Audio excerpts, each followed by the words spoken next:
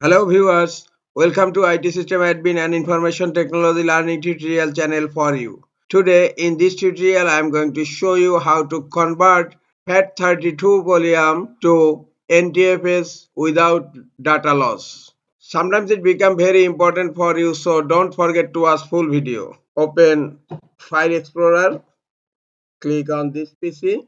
This one is my E drive and volume name my file, and right click on properties.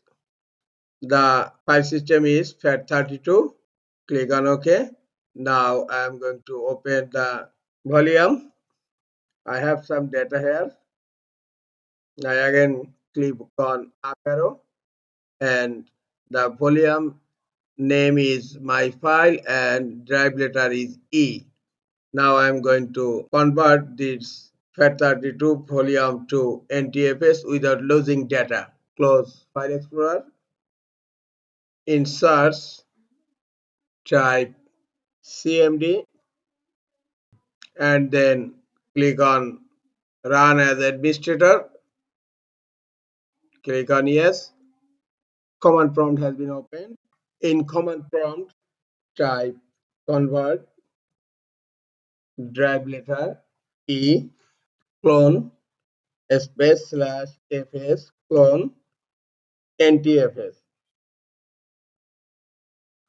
Now hit enter. Enter current volume level for drive E. My current volume level is my file. Now hit enter.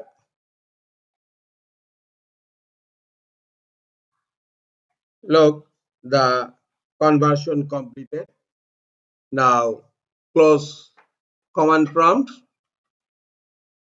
open File Explorer again,